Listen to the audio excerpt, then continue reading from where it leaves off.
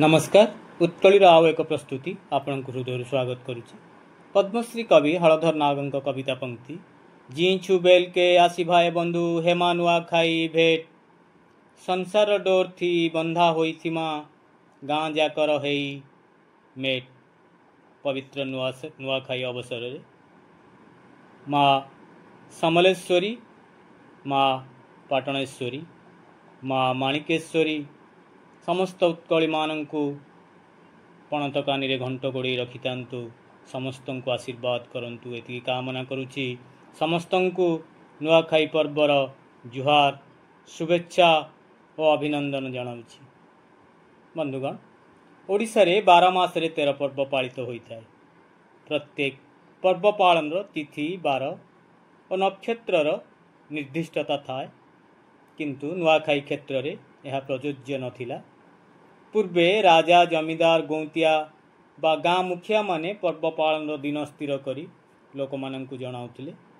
अंचल भेदरे एही दिवस भिन्न भिन्न दिगरे पालित हेउथिला। परवर्ती काल रे सौर गणना रे सिंह मास और चंद्र गणना रे भाद्रव मास शुक्ल पक्ष रे पालित हेबार स्थिर करा जाई अछि। विशेषतः गणेश चतुर्थी बा गणेश पूजार परदिन पंचमी तिथि रे नुआखाई उत्सव पालित हेउअछि। पंचमी तिथि सप्ताह पर्यंत यही उत्सव को जनसाधारण अति आनंद उल्लास सहित पालन करती।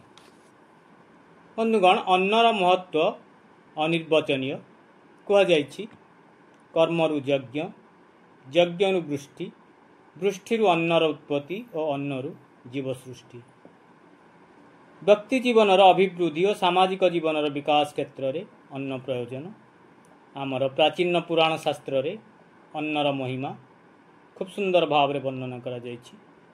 भागवतकार मध्य एही कथा कहिसंती, अन्न बिहुने हंस हानि जोग साधिबु काहा घेनी। सुतरां मनुष्य मनरे अन्न ब्रह्म चेतनार जागृति परे नूतन अमल धानरु प्रस्तुत अन्न देवदेवी को अर्पण करी तांकर प्रसाद निजे सेवन करिवार परंपरा हेउछि नुआखाई। नुआखाई एक कृषिभित्तिक पर्व।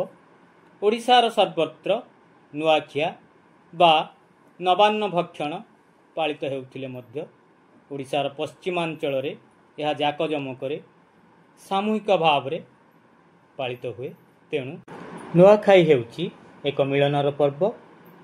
एही उत्सव रे परिवार जे जोंठी बाहरे थांती घर को फेरी आसंती।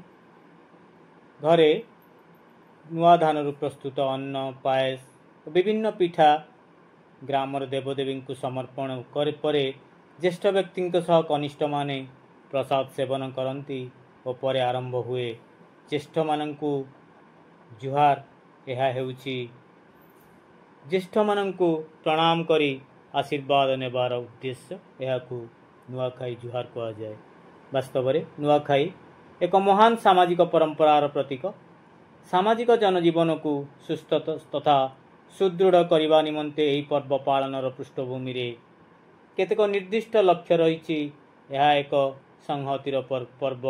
यही पर्व पारस्परिक मनमालिन्य, ईर्षा, हिंसा, शत्रुता, असहयोग मनोवृत्ति को दूर करी सहृदय तथा एकत्र भाव उद्रेक करे।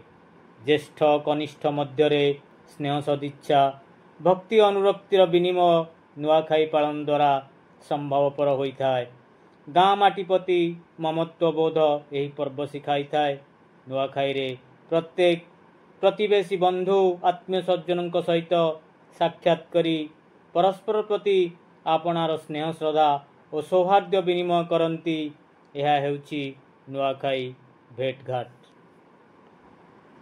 प्रसिद्ध कवि सत्यनारायण बहिदारଙ୍କ भाषा आजिर नुआखाई तुमर तांकर आंभर थाए हाट फिरता झाए रे झाए शुभे सायते थाउन तेभे शत्रु मित्रु सबकु सभे रसर केलिर बजर बटी भाई आजिर नुआखाई। नुआखाई हेउछि कृषिभित्तिक एक महान पर्व। कृषि प्रति अंगीकारबद्धता यही पर्वर अंतस्वर। पुणी थरे आपण मानकु नुआखाईर जुहार करुछि। ओडिशार कथा कहूथुबा उत्कलर कथा कहूथिबा ए उत्कलीर उपस्थापन जदि आपण मानकु भल लागिथाए तेबे चैनल को लाइक शेयर सब्सक्राइब करबा पई भूलिबे नाही।